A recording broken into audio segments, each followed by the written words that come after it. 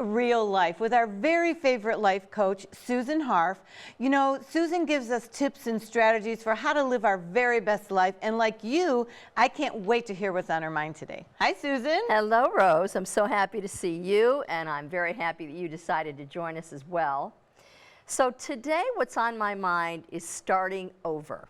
That's a great topic, like starting over in everything, jobs, relationships, frame of mind, whatever. Yes, to all the above. Okay. So when you think of starting over, when I say those words, what do you think about? Fresh beginnings. Yeah, me too. And you know, we're having a fresh beginning because we're starting our new season, right? Here at Real Life. So for us, that's sort of starting over. And to me, that is so exciting. And yet, for some people, it's not. And it's not always exciting, even if you're somebody who embraces change. There's always, I think, a part of starting over that we all have a little bit of, whether it's trepidation, fear, concern. Sometimes it's even just wondering what's going to happen. There's anxiety built in because what we know now is safe and it's comfortable. That's right. And then it's like, I don't know if I want to get out of the groove of this right now to start something totally new. Yeah, that's absolutely true. And the other thing about change and about starting over is that it usually isn't just one way. It's not just one thing because there's so many facets to beginning something new. The first thing that comes to my mind is when somebody says to me, I'm here to speak with you about starting over, what I want to wonder about is, was it your choice or was it somebody else's choice? Oh, that's a good point. A forced change to start over versus I need to do something new in my life and I'm ready right now. Exactly. When you make the decision, that doesn't mean that there's not going to be anxiety involved, but you're less likely to have the same kind of fear that you may have if circumstances dictated that now you're starting over. So for instance, when I think about that part of the spectrum, I think about people whose jobs have changed and they really didn't necessarily want that. Maybe their company left town. They asked them they said to them, okay, you're going to stay. I have one client whose company said, you can stay with the company, but you need to move with us. And so if not, you're out of a job. And so he was forced to move and wasn't happy about it. And that's the other part of starting over, is not just the circumstance around how you do it, but how do you feel about it? Because sometimes we have intrinsic emotions that we don't even know that are unconscious. And when I say intrinsic, what I mean is we've had those before somebody presented the fact that we're starting over. So for instance, if you're somebody who grew up in a family where maybe one of your parents was in the military and you found that your family was constantly moving, you may have repercussions from that, and it could be either way. So for instance, if you moved a lot and that was exciting to you and you made new friends and it was a new house and a new school and all of that was exciting, then if you have to do that in your adulthood and it's, again, forced upon you, it's not a decision you made, you may have that same sense of excitement. But if you are a child, if as a child you were someone who found it difficult to make friends and didn't want to move, and every time your parents said to you, guess what, we're moving again, you had that knot in your stomach, then the least little bit of change, for instance, with your profession, with your career, with your job, with your company, that may create that same knot in your stomach, and sometimes people don't know where that's coming from. And I guess what I think about as a coach with people is that it probably is coming from a time that started before now. So that's interesting. So some of the things that I may have experienced I can think about them again, or they might rear their ugly heads when something new happens that triggers me, or that I have to address something that maybe I'm comfortable with and maybe not. So I might get excited about it because of a prior experience, or I may have that feeling of dread and anxiety, like, oh, I can't believe I have to do this again. So I'll tell you a story about a client that I had that what you just said reminded me of her.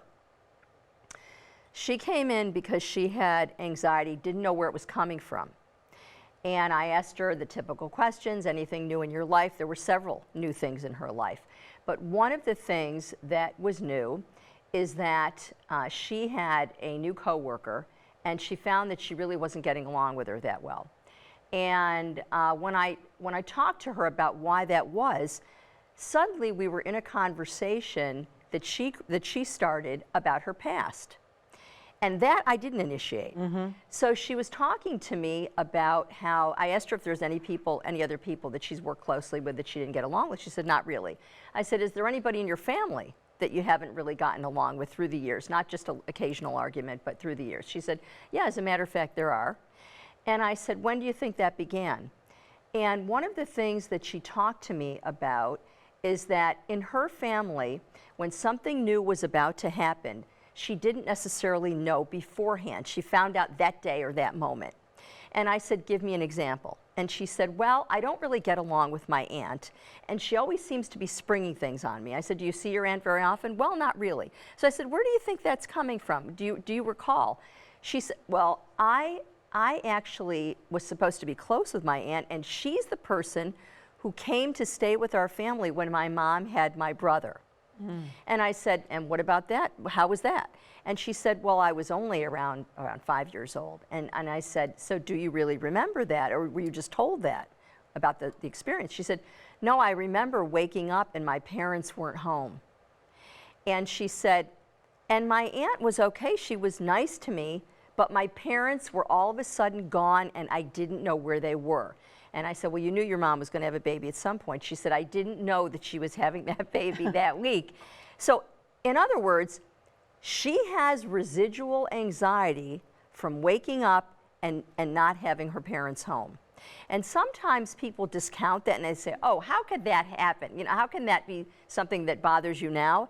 It's not bothering her now in the present, in the conscious. But as we unpack that situation, what we found out is that really has a lot to do with how she approaches new situations. So I'm learning something new, because in this story that you just shared, I'm hearing that sometimes giving advance notice or preparation for things that are going to happen to get individuals ready for it, or kids ready for it, or even adults ready for it, because everyone is not that flexible to turn on a dime and do it. That might be really, really important for some people, whereas other people maybe don't need that. That's true. And having said that, you know, everything has its contrary. So you're absolutely correct. For a lot of people, having advance notice really helps. But for some people, it creates more anxiety. And that's when they go into... Susan, you're making me crazy. I know, so what's I know. the answer? Well, here's the thing. Denial is not a river in Egypt. That's what I'm going to tell you. What did you say? Denial what? Denial is not a river in Egypt. Okay. In other words, what I mean by that is denial is a coping mechanism. And I'm here to say, as a therapist and a coach, that is okay. When people are in denial about something, when they don't want to face it, I don't necessarily make them get off square one and move forward. I think sometimes that they can move toward that, but a lot of people use denial as a coping mechanism for their anxiety. And so for those people, it's not necessarily really wonderful to know in advance. And you know what the biggest issue related to denial is? No. Death. Really? So some people will say to you, if God forbid I get sick, I don't want to know. Tell my spouse, tell them how much time I have, but I don't want to know. It's not going to help me at all. Other people would say to you, I need to get my affairs in order. I need to say goodbye to the people I love. I need to plan for it. I need to know. I deserve to know. But that's an issue, that's an example of an issue where there are a myriad of different responses. And some people want to use denial, and I say to them, I'm all for it. I don't believe we always have to work through everything that makes us anxious. You know, I'm glad to hear you say that, because if you're constantly working through everything that makes you anxious, like you're not having any fun really to do anything, because I can think of everything can kind of make you anxious or worried about something. And so I'm glad to hear you say that. We can all take a deep breath. Well, we're all a work in progress, sure. You know, and I don't believe that we have to be working on everything at all times. I really don't. So getting back to starting over and thinking about starting over. So we talked about starting over in your job and in your career, and let's just say you weren't the proponent of the news and you didn't decide yourself. There are other decisions that we make in life that we do choose, and yet at the same time, it can still be a mixed bag. We can still sort of have some anxiety. So for instance, I speak with a lot of people who are going through divorce, changing relationships. And that can be a very exciting time. It can be a starting over time. Let's say you've been in a bad marriage and you really are ready for it to be over. But there's nothing in life that is linear only. In other words, there's nothing that we face or that we approach or even that we plan that does, even vacations are anxiety provoking for a lot of families. So let's say that you wanted the marriage to end, but that's going to bring such a new set of circumstances and a myriad of circumstances that you may not have been through for 20 years or more. So for instance, if the marriage is ending, you're possibly going to move.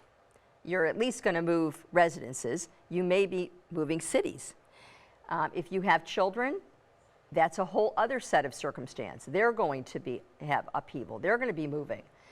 So that's something for you to deal with. So just because somebody says, I'm actually okay with the marriage ending, that does not mean that they don't have a lot to deal with, and of course they do. So our role when we are in relation to somebody who's going through that is to give them some grace, is to try and be supportive, even when they say, I'm good. Because there are, as I said, a myriad of other consequences related to this one decision. And that's the other thing, the reason why starting over is not always only great, even when you are planning it. Because there are other things around starting over that you didn't think of. Oh, wait, I didn't know that I had to get the cable going again in the new place, and all of a sudden the water's not working, or there's a myriad of other things that we need to face when we all of a sudden take ownership, let's say, of a house that we didn't before. You know, I have a question, because I'm curious when you said give someone grace, and even if they say, I'm good, I'm okay.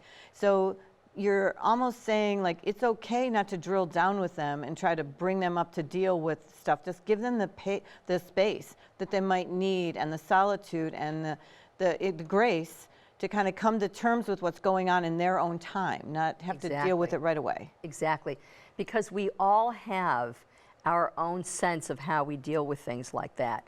So you might be somebody who's got to face it head on, and you're going to say, I'm going to work it till it's done.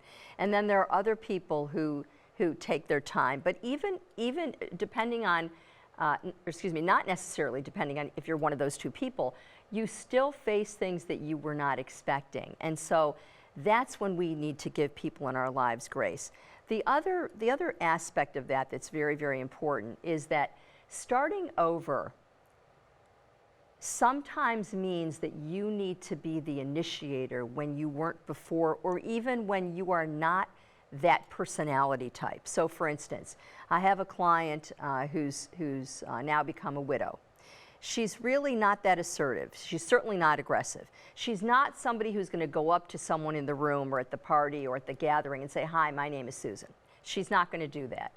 And so what I'm working with her is the ability to initiate. And what we're starting with is, what she's finding is that her friends are not inviting her when they have couples over for dinner, and she's grieving that. She's very upset about that, and I can understand why. And I'm sure the couples are not doing that on purpose, or to leave her out, or to be in any way a nuisance to her or make her upset. But for whatever reason, she's finding that she's not included all the time. You know, this could be a helpful tip for a lot of our viewers. So let's say that you are starting over and you aren't someone who naturally is going to go out and find friends or make new friends everywhere. What are some very specific things that you can start with, baby steps? The first thing you need to start with is to deal with the grief that my client's dealing with. In other words, not make pretend that it's not happening. So I don't want her to go and call up the friend and say, why didn't you invite me Saturday night when you had that party? That's not going to help her. But it does help her to talk to someone else about it, like a coach or a friend. And then you can sort of sort out your feelings, because what happens is we tend to move toward the easiest subject, which is yourself. So maybe they don't like me anymore. Maybe they don't find me as interesting. Sometimes I cry with them. Sometimes I'm upset my husband isn't here anymore. But usually, it's none of those reasons. Usually, they don't think about it. They're not thinking about what they need to do to help her move through this. And so what that person needs to do, the person who is the one who's starting over, she needs to take baby steps to initiate. So maybe, for instance, she's not ready to have a group of couples over. But what she can do is call up her friend and say, I'd like to go have lunch with you. Instead of saying, I'm waiting for her to ask me to take me to lunch. I'm the one that's in the situation of starting over. She's got to call me. No, she doesn't. She doesn't. And when people don't, that's the other thing that I want us to realize is that it's oversight. It's, too often we find ourselves keeping score. Why didn't they call me? They know that I'm in this situation. Well, instead of trying to use your energy to figure that out, use your energy to muster up the phone call and say, I want to go to lunch. When are you available? That's interesting because inviting the friends that you feel safe with and the people Yeah. that already know you and know your Yes. story, that's Yes. a great place to start. And then I'm also wondering about, talent or a hobby or a skill or something that you love, whether it's a book club or a knitting circle or a religious organization through your church, just something that you can go out and join, because then there's still some either familiarity of people or there's a skill or a hobby that you love that you feel like safe. Exactly, contribute exactly. to. I've talked about Antoinette on this air before. Antoinette is someone who lived a very long life. Her husband died much younger than she. And every time she faced any kind of adversity, she started something new. She joined the Red Hat Ladies. She went to lunch at a place she hadn't been to. She called someone that she met but had not gotten together with. She called us, her relatives, and said, come on over. We were safe. Come on over for dinner. Let's go out to dinner. In other words, you have to be the initiator when you are in the situation of flying solo and you haven't before.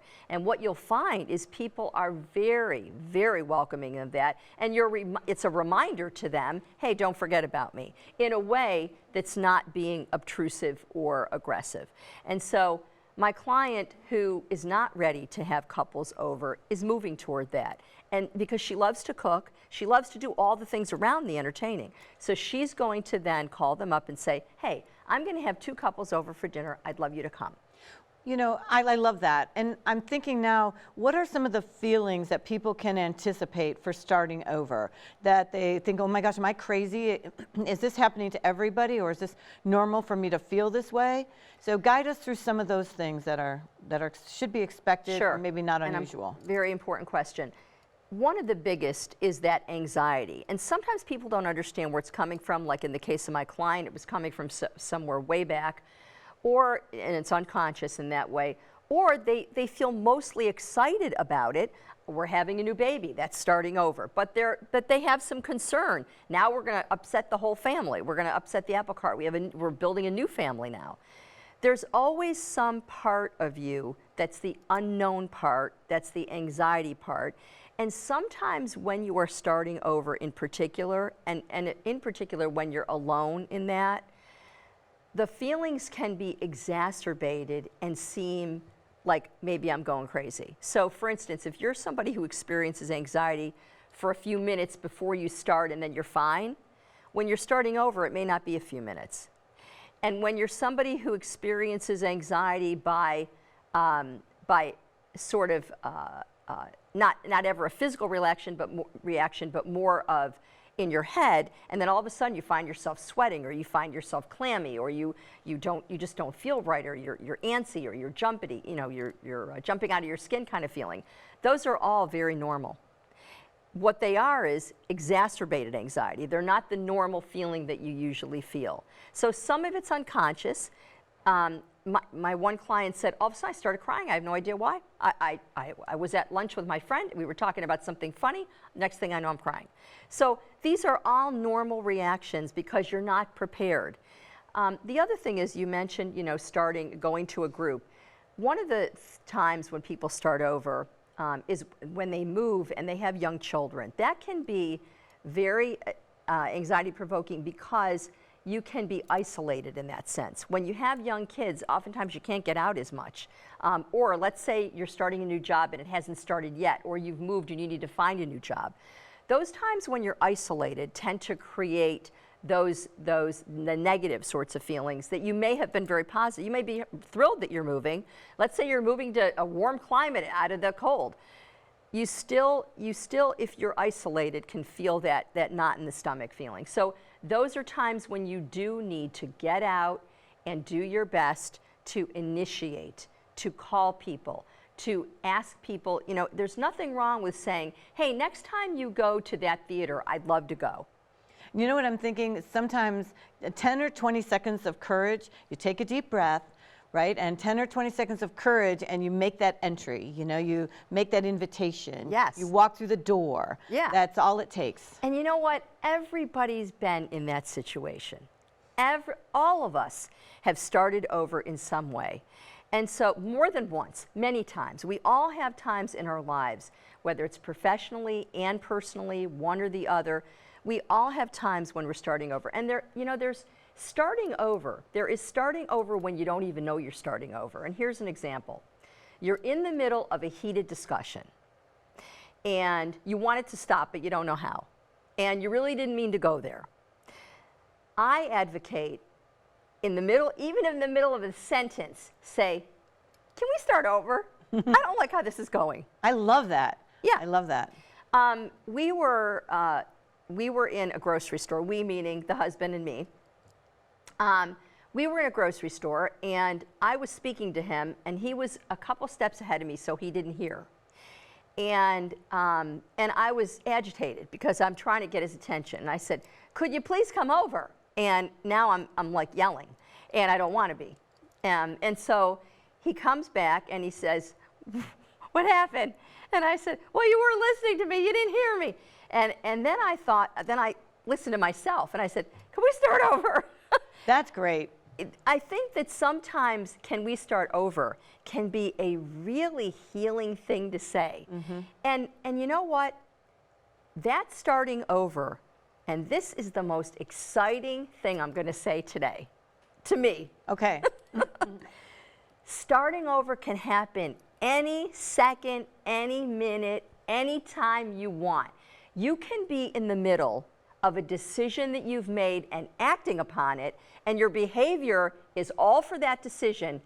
And you know what? You say to yourself, this is wrong. I don't like this.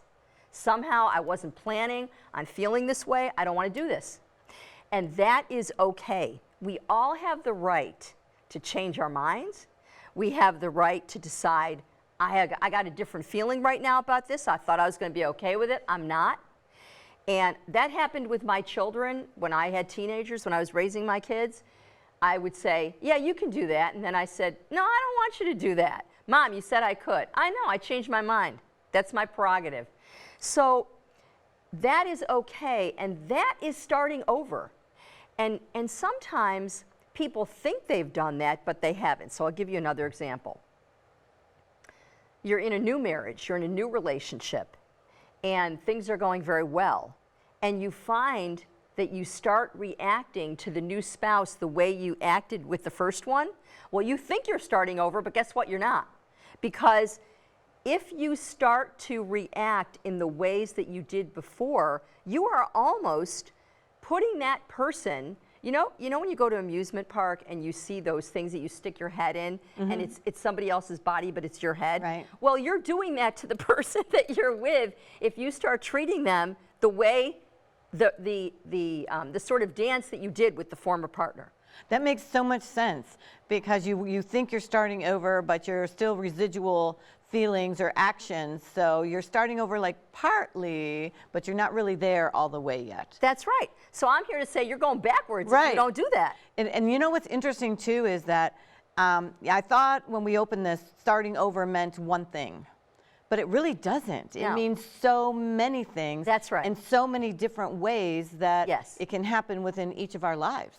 So the thing that we want to leave people with is knowing that all you need to do to start over is you got to be willing. Willing to do what? Willing to compromise, willing to change, willing to ask for help, willing to recognize that you're going to fail. We all have not only have started over, but we all have failure, lots of it. You know, we always say, people talk about Abraham Lincoln and how many times he failed. We all fail before we succeed. And so those are all the things we need to do to start over. And you know, it's interesting because I'm thinking about my life and in the times that I've started over, or the times that I wanted to start over, but I really was still anxious, like you said. So I'm learning, okay, the anxiety is normal. The That's right. anxiousness is normal. And That's in right. any single time, in any single moment, I can certainly make that decision right now. And Exactly. say, I want to start over. Exactly. And most of the time when we think people are noticing that we're anxious, they're not. They're too busy thinking about their own anxiety. Susan, this has been great. So thanks again, right, to Susan Harf, our very favorite life coach, to let us know that at any point in time we can start over. And new beginnings are part of starting over, but in all of life, there's all kinds of emotions attached to it. Please join us next time to see what she's thinking about. I'm Rose Martin for Susan Harf in Real Life. Thanks, everybody.